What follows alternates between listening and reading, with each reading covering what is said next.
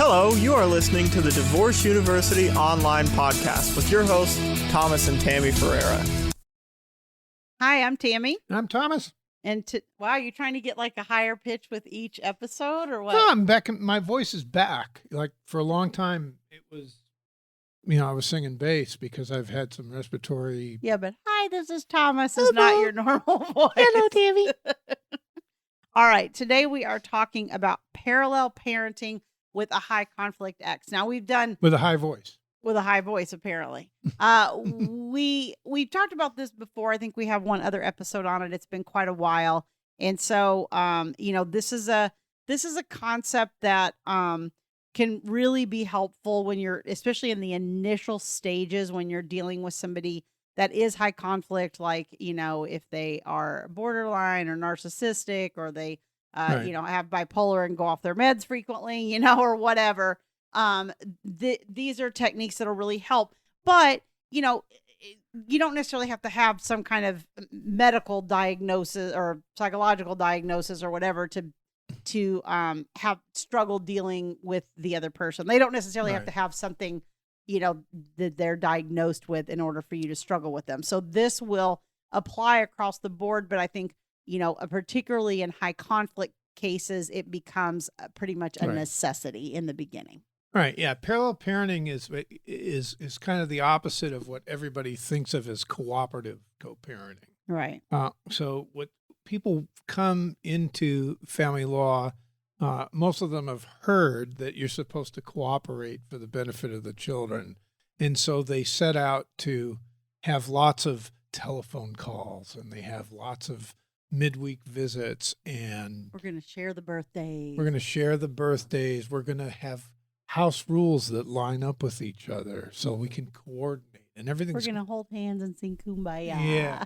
And I have yet to see it work. Yes. I mean, it's, the rare high cooperation case still went through a stage where there was parallel parenting. A lot of times I find that kind of we're gonna be this happy cooperative, co-parents post-divorce, and we're not going to do that to our kids, and we're not going to put them in the middle and all that. A lot of times, if it's really extreme like that, where the people are sort of oblivious to the fact that there would potentially be any conflict at all, in my experience, it's just a delayed process. Yeah. Usually you'll see those eventually people back. The fit hits the shan. That's right. Usually you'll see those people back 2, 3, 4 years down the road where they're like, holy crap, I don't know what happened. Everything just went to hell in a handbasket. Right. And parallel parenting is adapted from child interaction observations, where children are, when little children play with each other, they don't play together. They play side by side. Yeah, they don't interact. Right. Yeah, they play with their, like, you don't have 2 Hot Wheels and they race them and figure out whose is going to win. They are playing next to each other. Not until they're older, yeah. Right. They're playing next to each other at younger ages, and where they're both just playing with their Hot Wheel. Correct. Until they get to be like 8, 9 in that range, and then they start being more interactive. Right. And that's where the concept come from. And it was adapted to the high conflict parenting arena because people were having a hard time with that first model that I mentioned with the cooperation. And expecting parents to cooperate in a complex venture like child raising, when they have so much, I'm just going to say, hatred for each other. Disdain. Yeah. You're asking them to do something that's setting them up for failure. Right. And because this concept was also born out of the fact that what the studies have shown is that post-divorce, we all worry about the negative impact to our kids of divorce. And actually, the number one negative impact is conflict between the parents. Right. And so that's what they were trying to eliminate. Right. Because if I can't have cooperative, then at the very least, I want non-conflict. Right. And so what we do with co-parenting, and parallel parenting is we put the parents on completely separate tracks, and we establish a boundary between those tracks that's a solid boundary. When I teach this, I usually draw a picture of a brick wall.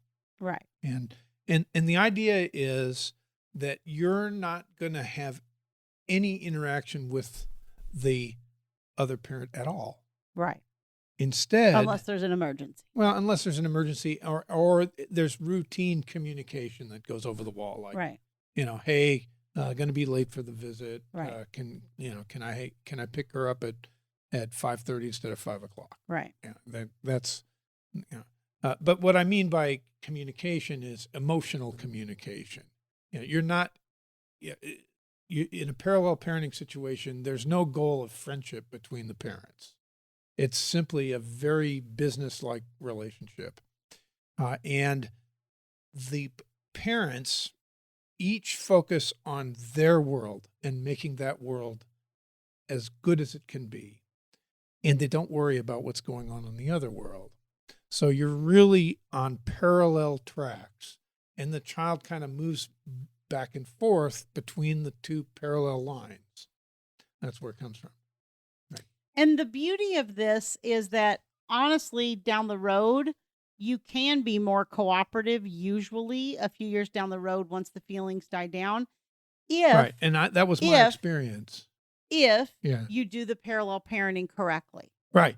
If you're, there's definite techniques of, you have to learn how to build trust with the other parent and all those kinds of things. And I know a lot of times people are like, I don't want to do that. I don't want to be friends with them. I don't want to. And that's true. We've all felt that way. But the thing I'll tell you is that nothing will make your life more peaceful than a co-parenting relationship that is devoid of conflict. Right. And you can't go back in a relationship. Right. After you've had sex with a person, you can't go back to being friends. Yeah, it's hard. And this is the only relationship in your life that goes backwards. Right. Every other relationship in your life, I always say, like your kids, your spouse, your parents, your whatever, usually it deepens. It deepens as you get older and you're together longer and all that kind of stuff. This is the one time in a divorce situation where the relationship that you're in has to backtrack, and that's why it's so hard. Right. And frequently what people experience in co-parenting is that they want to be separate, but they can't because they're holding on. Like it's almost like that relation. They can't let go of the relationship, so they continue it in a negative way. Right. You're drawn into the negativity in order to continue the interaction. Right. So what high conflict people tend to do is, since you were married to this person, you know where all the mines are. You know how to press every button they have. That's right. Right. And I could do that with Tammy too. We've been married for 14 years. I could, pretty much if I really wanted to hurt her and start a fight with her, I know exactly what to say. And she knows what to say too. And that's just a function of intimacy. Right. And in healthy marriages, we learn to avoid those things. Right. You're purposefully trying not to go there. Right. Mm-hmm. But in a high conflict co-parenting relationship, a lot of times parents are trying hard to slip one past the goalie, so to speak. Right. And get a dig in, and that really hurts the other person. So that other person feels that they have to respond in kind. And it becomes a high conflict situation. And the effect of that conflict, even if the parties don't talk to each other face to face, when the subject of mom comes up, you can see, as a dad, you can see my countenance change. You can see that I don't have a lot of respect or love for that person. Right. Your unconscious reactions. Right. We've had people talk to us about this who work in domestic violence situations heavily, and they talk about how even if mom isn't relaying, or dad or whoever was the victim, if the victim isn't relaying to the children that there was an issue, a lot of times you'll still see the victim do things Most like, of the domestic violence victims are moms. Yeah. You'll see the victim still do things like clench their fists or clench their jaw or have some like almost undetectable response to it, that they talk about how children are very sensitive and can pick up on those or things. sarcasm's another one. Yeah. That's my way of dealing with. I'm very no, but sarcastic. you say things like, "Oh, your dad's just a wonderful guy. Yeah. He's so wonderful. He's awesome. I'm so glad I picked him." Yeah. I couldn't stay married to him, but aren't you glad that he's your dad? Yeah, and I don't, this isn't, you don't want to lie to your kids. Like, that's not what it is. But I think we can, Thomas and I have tried to do this really hard with his ex-wife, even from the very beginning, and reinforce for the kids that, like, your mom loves you. Right. Your mom, is looking forward to you coming back. She misses you when you're gone. Things that are true, that Thomas and I can truly say, that we believe to be true, that are not like saying, "Oh, your mom's mother of the year," if we don't believe that. Right. But most of my energy, frankly, when the kids come over, I have a couple of goals. I suppose the one that should be overriding is I want to train up good kids. Right. I want to train those children in the way they should go, so that when they are older, they shall not depart from it. They will not depart from it. There you go. Amen. But I'm also seeking to build a relationship. Right. So while I'm doing the parallel parenting, I'm creating a world that has things that bring us together. Like, for example, when Tammy came into my family, when I came into her family, we started taking the kids on long road trips, and we'd stay in hotels, and we had a blast, And we didn't talk about mom. Right. And there was no talk about transitioning or parenting or anything. We were just having fun. Right. And we took a lot of pictures, and we have a lot of really great memories. Yep. And by doing that, you build capital with the child. Right. You build emotional capital. It's like putting money in a bank account, and it earns interest. Right. And you have to do that because when they're teenagers, you're going to have to spend that capital. Right. When you're picking them up at the police station. Not that I've ever had to pick up one of my children at the police station or anything. We need to protect the guilty. Yeah, that's right. Yes, I need to remain silent to protect the guilty. Yes. But teenagers are difficult. Right. And so you will need throughout their life to build capital.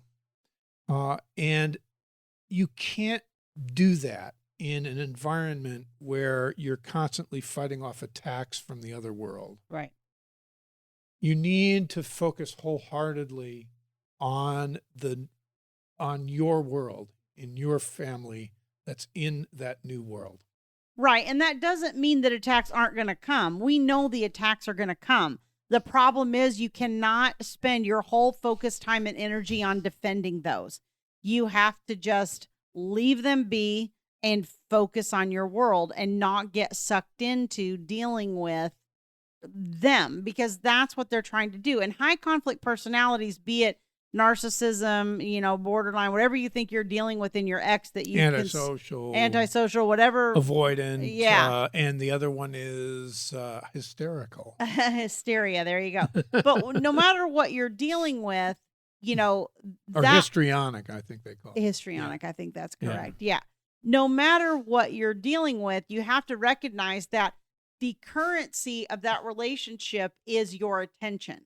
Yeah. And so that person, whenever they're acting out, whatever they're doing, is they're trying to get your attention. And your job in parallel parenting is to not give that person your attention and keep your attention focused on the children. And Right. I'm not saying that you never respond to the person or anything like that. A lot of times no response is good for these types of people, depending on what the message is.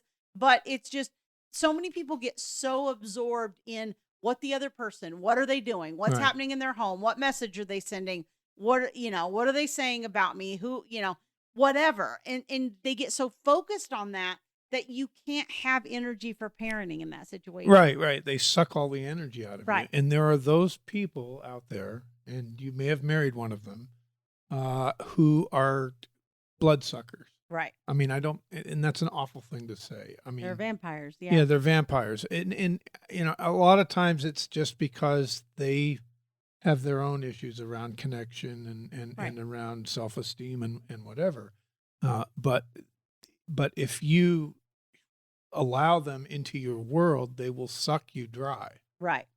Right. And I'm not referring to my ex. I don't think. Yeah. Yeah, we're not. Yeah, but we're just talking about in general. But in general, that's true. And if you have one of those, then you need a very strong boundary. Right. We represented a guy about, I would say it's been about 6 or 7 years now. Right. And I remember one time that Tammy and I went to the mother's house to help with the transition. I remember that. I know who you're talking about. Yeah, and this woman, she was histrionic, I think. Yeah. I'm not a therapist and I can't diagnose anybody, but I think she was histrionic. Right. She just freaked out and was screaming and crying and so forth. And the two little girls, of course, they say that the insanity goes up and down the leash with the dogs. It's the same thing. The children were. Yeah, she was crying and distraught over them transitioning, and therefore they became crying and distraught over transitioning. And then she said, look, they don't want to transition. They're crying and distraught. Yeah. And it's like, well, yeah, but they're crying and distraught because you are. Right. And the way that we taught this guy to handle this saved his co-parenting relationship. Yeah. Because that was just about one of the worst cases I've ever seen. Right. Personally. Right. And he really needed to they needed supervised exchanges. Really, yeah, they did. And he needed to not make eye contact with her and not hear her voice. Right. Because he had an emotional reaction right. to what she was doing, and that emotional reaction also harmed his relationship with the girl. Right.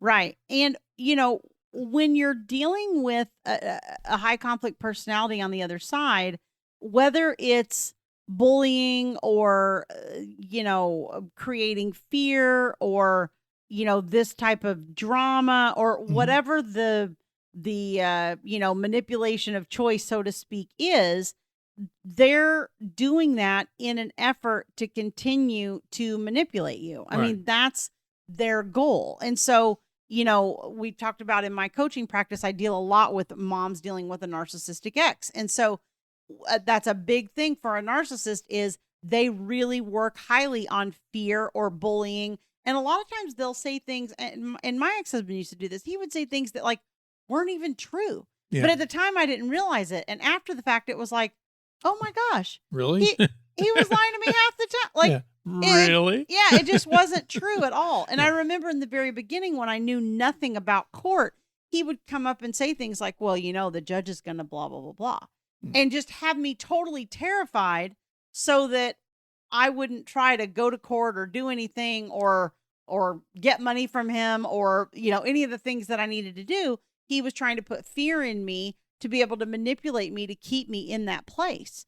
And so you have to start to recognize that is a lot of the tactic sometimes is right. People are trying to, and so you have to draw that boundary and say, no, we're going to parallel parent. We're not going to interact. I'm not going to react to you. I'm not going to answer these types of things. Yeah. Don't say we're not going to cooperate. I made that mistake. Yeah, don't say that. Court doesn't like that. Yeah, the court does want you to cooperate, but cooperation means that you communicate, and the communication does go over the wall.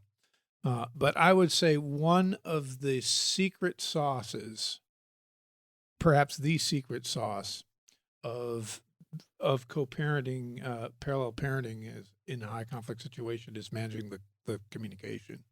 That is a large part of it. That's a lot of what I do in my coaching too. And the what the court wants when they say they want you to cooperate, what they really want is for you to be able to not have conflict. Right. That's what they consider cooperating.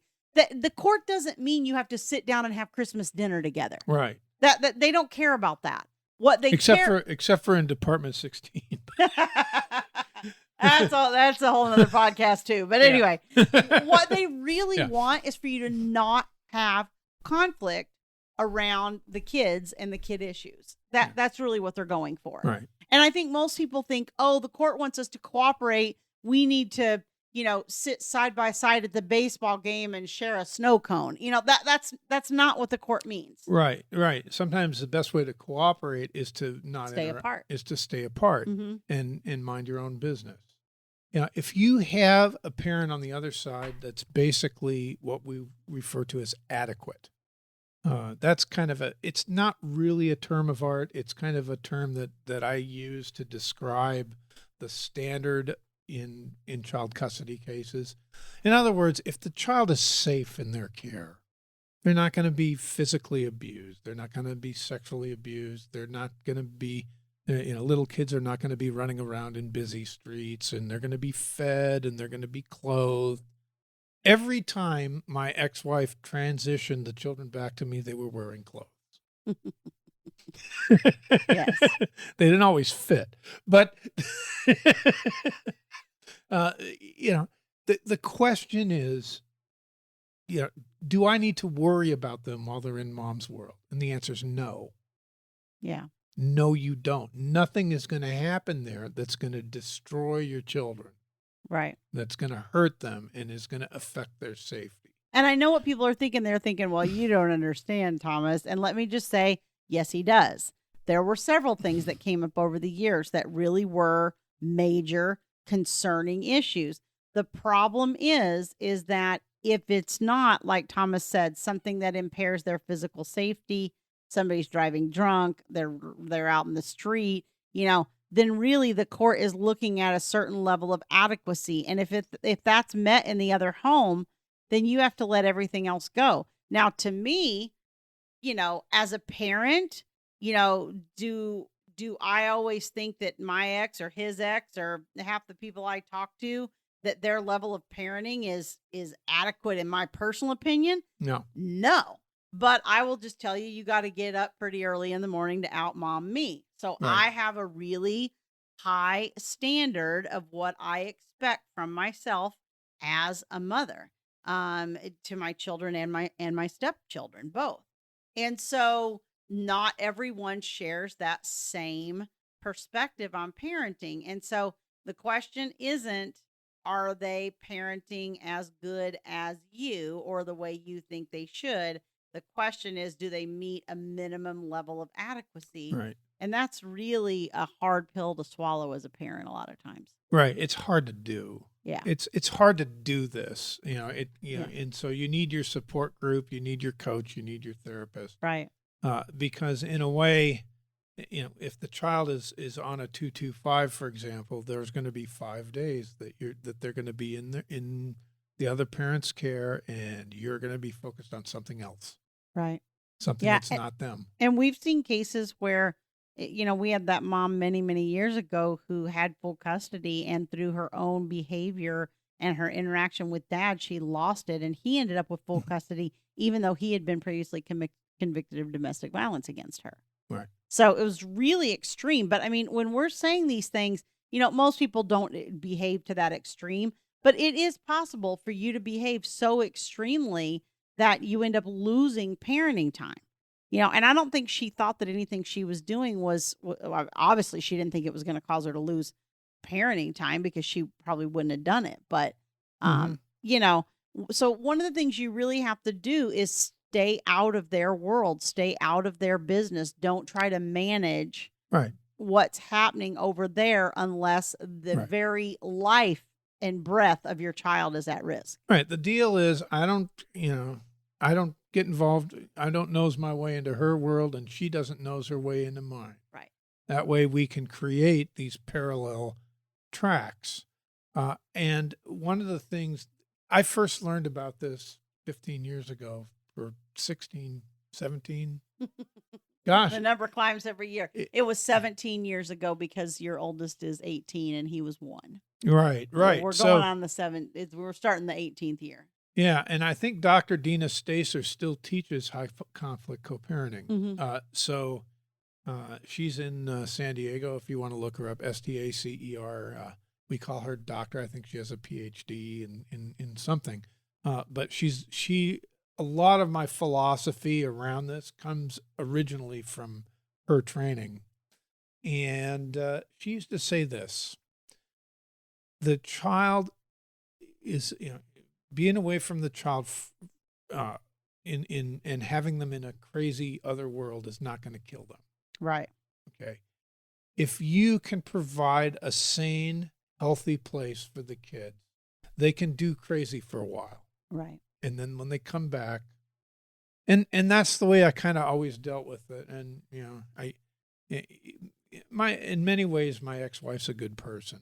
I don't want to disparage her, but there were definitely times when I wanted to rescue my kids from that world. Let's put it that way. Yeah. And they were better off, with me. We surfed, we dug holes in the sand, we had a lot of fun. We went on the road trips, we did the school and all the things that you do as parents. And when they were over there, out of sight, out of mind. Right. Out of sight, out of mind. Emotionally, at times difficult. It was difficult. Right. And I remember on transition day being sad that they were going. And I remember being very happy when they came back. Well, and it's kind of interesting because that makes me, where my brain kind of went on that is like, we worry so much about, divorcing or separating and having the kids in two different worlds. But here's the thing. I think that the thing that this did for both of our sets of children, and my boys are a little bit older than Thomas's boys, but the thing this did for both of them is it created an alternative to the crazy or the instability or right. the whatever is going on in the other world. And so, what this really did was give all 4 of our children a different model of not only how the home runs, but our relationship, everything, to where it's like, oh, life doesn't have to be this crazy, chaotic mess. And we weren't perfect. We had a nobody, couple of fights. Yeah, nobody's perfect. I mean, I'm not saying that, but I'm just saying you worry so much about the damage from the other side, but really if you'd stayed in it and that's the only model your children would have had, that would have probably been worse than actually moving on and modeling a healthy environment for them. Whether that involves remarriage or not, that doesn't really matter.